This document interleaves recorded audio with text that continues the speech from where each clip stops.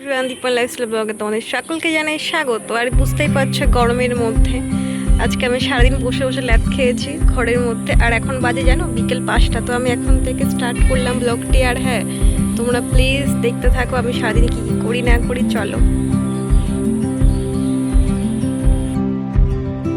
জানো তো আমি এদিকে ছাদে উঠেছি, আর এই দিক থেকে দেখো এই ছাদ দিয়ে আমাকে একজন দেখছে, তারা দেখাচ্ছি তোমাদেরকে। এই দেখো ওই ছাদ থেকে দেখছে, বলছে কাকিমণি যাবো করছে। তো আমি বলছি এসো, চলে এসো।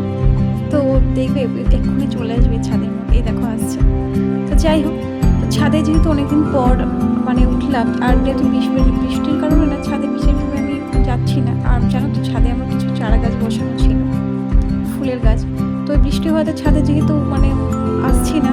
আর যখন এই গাছগুলোকে বৃষ্টি আজকে অনেকটা হয়নি, তো দেখলাম এই গাছগুলো সত্যি খুব খারাপ অবস্থা দেখাচ্ছে। তো ভাবলাম এই ব্যবস্থা কিছু করতেই হবে আজকে, সত্যি তাই।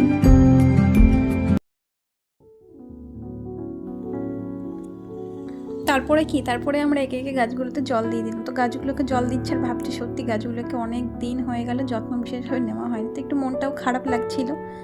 যাক, এরপর আমি সত্যি গাছে একটু জল যত্ন নেবো মোটামুটি।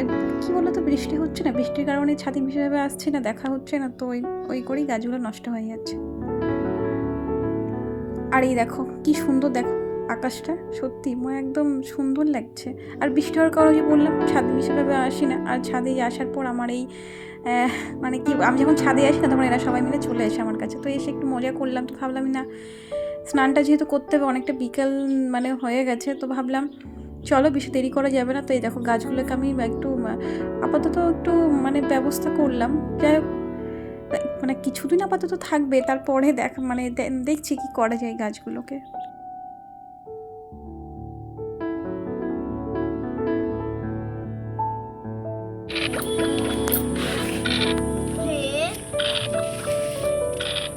আমি এটাকে তুড়ি মেরে ধুয়ে নিই চকচক করে।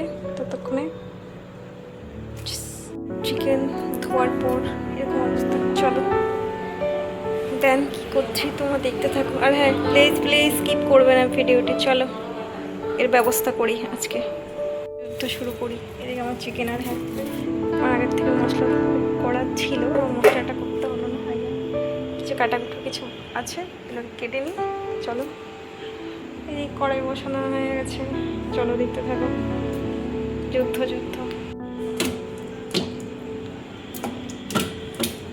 হাই রে।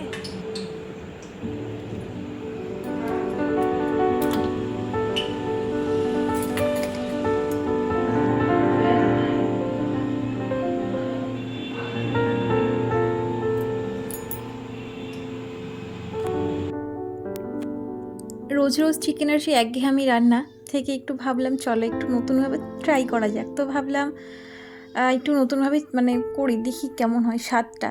আসলে একটু নতুন স্বাদ পেতে সবারই ভালো লাগে। তো আর কি, এই যাবতীয় যা মশলা আমি যেরকম এখানে কাঁচা মাংসের সাথে করে মোটামুটি কড়াইয়ের মধ্যে ফেলে, দেখো জাস্ট কালারটা এরকমভাবে এসেছে আমার। আর হ্যাঁ, তোমরা যারা এরকম ট্রাই করোনি তারা অবশ্যই করবে।